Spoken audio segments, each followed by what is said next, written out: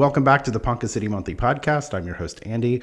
And this week, we've got a special guest with us from the Northern Oklahoma Humane Society. Dallas, how are you doing today? I'm doing wonderful. Thank you for having me. And this episode is special because it is sponsored by the Greenwood Aerospace. Yes. They are a proud sponsor of Northern Oklahoma Humane Society, and we thank them for sponsoring both the Humane Society and us. So, Dallas, tell me a little bit about what it is that you do at the Humane Society. Sure. So I am the operations manager out at the Humane Society. I handle everything under the roof and on the property. So that goes for animal welfare, intakes, transfers, anything from cleaning to paperwork, invoices. I'm kind of over it all right now. So. I think I when I see the van, it's always you driving it, I think. Usually, yep. We have one other employee, Ryan, and he's awesome. And I've kind of now am transitioning away from doing as much of that stuff. Luckily that we have him there. So that's awesome. The only thing I don't do is I don't write grants. I'm not a grant writer. That's a specialty job. Yes, it sure is. We leave that up to our executive director. So yeah, nice. So how did you get involved with all of this, dogs and cats? I've always been interested in animals. I've loved animals my entire life, and about a little under 2 years ago, they had an opening out there, and I applied, and now I'm the operations manager out there. So nice. So had you worked for anything like this before? Was this like in your wheelhouse of stuff that you like to do? So whenever I was in high school, I actually worked in a veterinarian clinic. Okay. And I was able to get a lot of hands-on stuff there. They were a small clinic, so you get a lot of hands-on stuff, and that's always where I thought I kind of wanted to go, and had been pursuing that in my college education. But stuff happens, and so I just kind of fell off that route of being an actual DVM. But here I am now back in animal welfare, so it's pretty cool, and I'm pretty happy about working there. It's a fun job. Yeah, I would imagine it's not only fun because you get to play with puppies and stuff like that, but it's also probably a very not stressful. That's not a good word, but emotional job. Absolutely, yes. It can be definitely emotional. What I really enjoy about it is no 2 days are ever the same, and it's extremely nuanced. Every situation is going to be different for one variable or another. And there's always going to be something you got to think on the fly and figure it out, with limited resources, limited kennel spaces, and, you just got to make it work with whatever you got. Yeah, because that is one of the things about being a nonprofit is you're always in a fundraising. There's never when you're not fundraising. Constant, yes. It's always, we're always asking for help. We're always putting pleas out for various items or fundraisers or, areas we need to improve on. So we just rely heavily on the community, and we couldn't do it without volunteers and wonderful donors like that. So you guys are always at PetSense, it seems like. You guys do events there quite a bit. Yes. So PetSense is actually owned now by Tractor Supply. And so they're essentially one and the same, but PetSense is awesome. And we do have a pet pantry where we give out donated food to the community. And we get a lot of that food from places like Tractor Supply, PetSense, Walmart, Atwoods, those type of places. Anytime they're restocking their shelves, a bag gets a small rip in it, anything like that, they can't sell that food. Or PetSense also will have fundraisers for us and allow people to donate food that we will then come pick up, and then we redistribute it throughout the community. Yeah, because for me, I find it's because I shop. I do my pet shopping at PetSense, so that it's just really easy to make a donation to you guys through them. Absolutely, you just buy your food right there. Yep. Or they have it at the counter where you could just scan the little thing and buy the food, and it goes straight to you guys. Absolutely, you can always do. You can donate that way. You can donate just with pure money. Whenever you're donating food like that, you really are helping the community at large, because that food goes directly back into food bowls of dogs in the community that may not have another access point to food. So it's pretty cool. We're really excited that we have such support that we're able to help support the community further in those type of situations. So yeah. I'm really bad because I always buy snacks. yeah. I think, like they're dogs, they're in the kennels and stuff like that. And they get their food, but I like for them to have snacks. I don't know why. Our dogs usually at the shelter get what we call the shelter belly. And that is because they get spoiled. We love to give them treats. We'll regularly go through, just chunk handfuls of treats in there for them. We want them to be enriched and be a little spoiled while they're there, because it's not the best. It's a good environment for them, but of course it's still a shelter environment where it can be stressful. So, as much as we can limit that stress on them, the better, and handfuls of, I can't believe it's not bacon treats is right. It helps. I mean, one of the reasons we're talking about the food here is because of the pet pantry that you have. Yes. Yeah. And that's not a new program. It's something that you've had around for quite a while. Is that correct? Yes, we've had it around for quite a while. We have just now, within the last 2 months, have started a new program because we were having the influx of people needing food go up. So the amount of time it took us during the day to meet those needs for people, it was becoming a little bit too much for us. So now, every Tuesday and Friday, you can come get enrolled for the pet pantry, and we'll give you cat food, dog food, whatever you need, and even cat litter if we have any. We don't have a ton of cat litter usually, but if we have it, we can donate it to you. Nice. And that is for Ponca City people, correct? It is. Before, we weren't asking any type of verification. There is no financial verification or anything like that, but it is per household. It's not per person anymore. And we would like to see proof of residency in Ponca City, because as many people as need help, we want to help our direct community first. And then we have other options to help people in the further out communities. Pet like hunger and stuff like that is just a big issue right now. And so while I'm sure you guys would love to help every single person on the planet, you do have limitations. And absolutely. Yeah. I think probably one of the hardest parts of this job is having to say no, whether that's to a person or to a dog at animal control when we go to pick one up and we have to leave another one behind. Yeah. So, and those are difficult conversations to have with people about why we can't get this dog versus that dog, or whatever the circumstance may be. But that's definitely a more difficult thing to have to do, is say no. So. Yeah, I would imagine so. And you mentioned briefly about a raffle. Tell me a little bit about the raffle you've got going on. Absolutely. So the raffle is pretty awesome. And I just want to talk about it a little bit. We are honored to recognize Chuck and Susie Greenwood, along with Greenwood Aerospace, as our legacy supporters of Northern Oklahoma Humane Society. The Greenwood family has played a vital role in our growth and long-term sustainability, and we are incredibly grateful to have them along with us as we look forward to the future. Thanks to their generosity, we are raffling off a 2023 Wildcat ATV donated by the Greenwoods as part of a major fundraiser. Tickets are just $100, and there's only 300 available. It's a great way to make a real impact on these animals at the shelter, and one lucky person is going to get this brand new ATV. It only has it's a Arctic Cat Wildcat XX Black Hills Edition with only 2 miles on it. Wow. So it's essentially a brand new ATV that one of only 300 people are going to get chosen for. That's very cool. The Greenwoods, the Greenwood Aerospace donated that and did that for you guys. They've been a huge supporter. They support lots of things that you guys do. They have for a long time, and we are extremely grateful for all they've done for the shelter and all the animals in this community, because they really care about them. So the people that are listening are going to just immediately know what an ATV is, and they're going to know, but you and I had a debate. Yes. Yeah. So all the branding says ATV. What it is a 4-seat side-by-side. Nice. So that's one of these now in Ponca City that you can actually tag and drive around town. Okay. So, potentially you could have a new transportation to work every day. Very cool. Yeah. So get out there, buy your raffle tickets. They're only $100. There's only 3. Do you know how many you have left? I don't know. That's a surprise question. I haven't counted them, but there are still plenty to be had. Like I said, they're $100 a piece.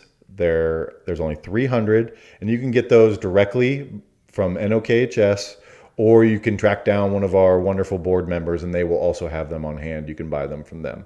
Yeah, so. And what days is the Humane Society open that you can pop in? Is that a surprise? So we are open Tuesday through Friday, 11 a.m. to 5 p.m., and Saturday, noon to 4 p.m. Sunday and Monday, we're closed. All right, so you can pop out there any of those times and buy those. I'm sure you'll have them at the different events that you guys do. Yes, we'll have them at, we're trying to get them out there. So at any event you see us out there, we will have them with us. So.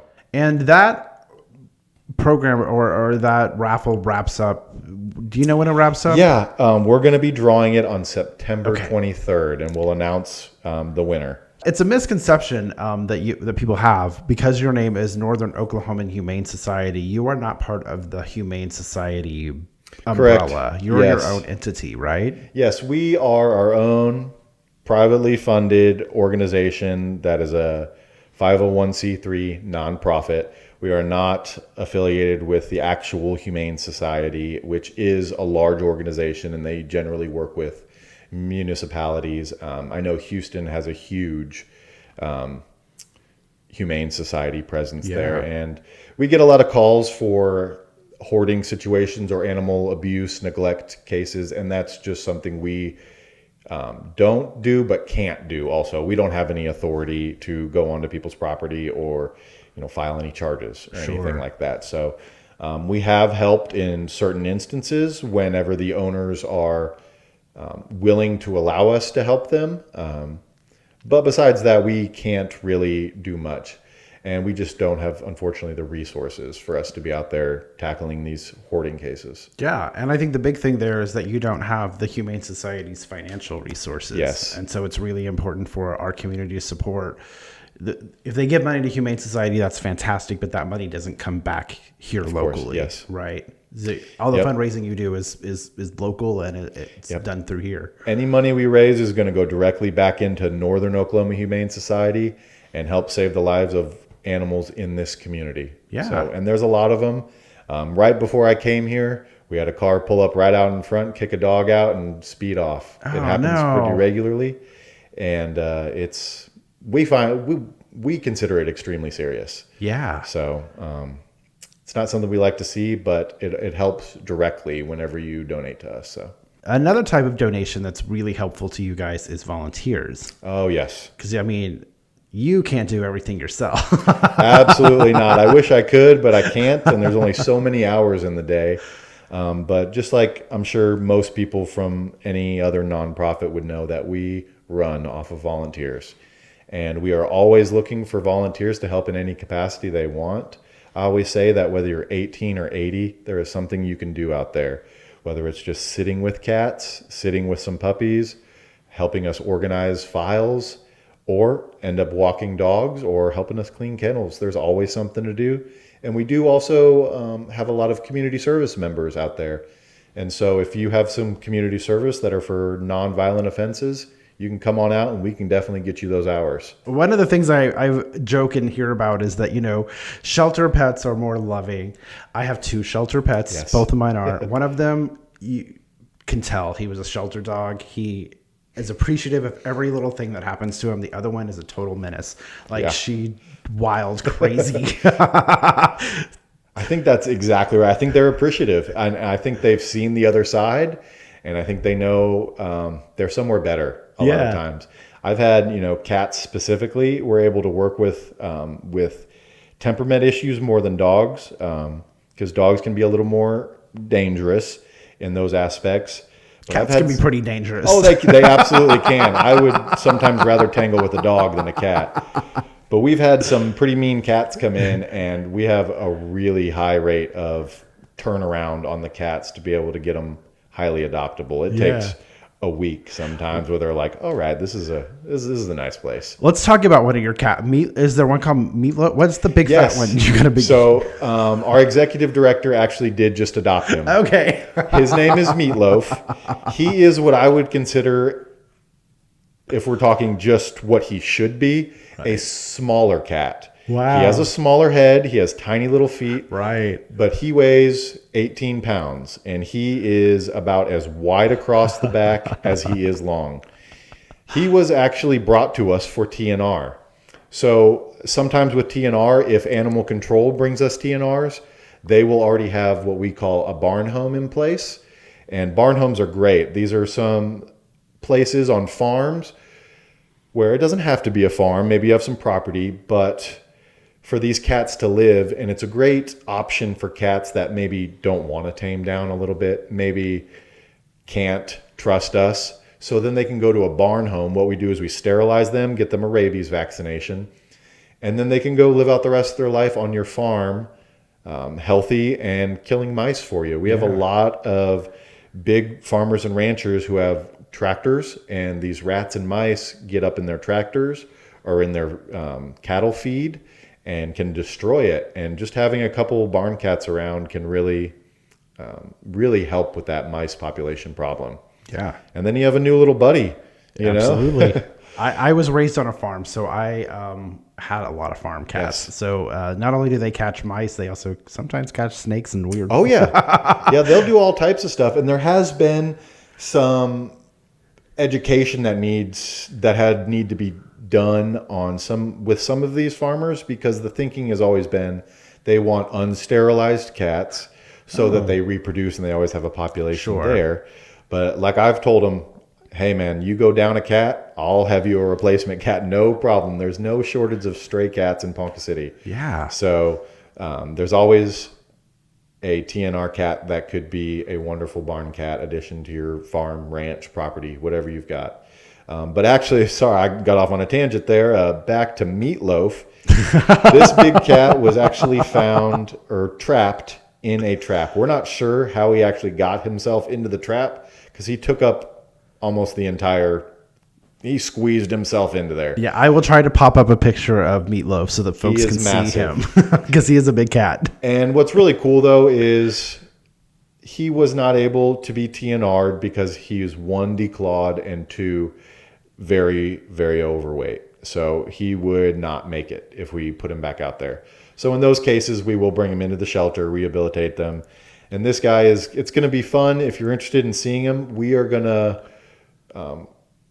record his weight loss process throughout this. And we're going to see him. It's kind of sad, though, because the thing that makes him so cute and so funny is actually killing him. Sure.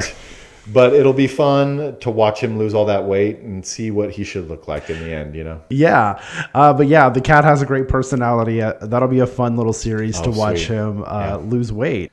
So the only other thing I would like to talk about is probably shout out our 2 longest stayed dogs. Okay. And that is Dune and Beefcake.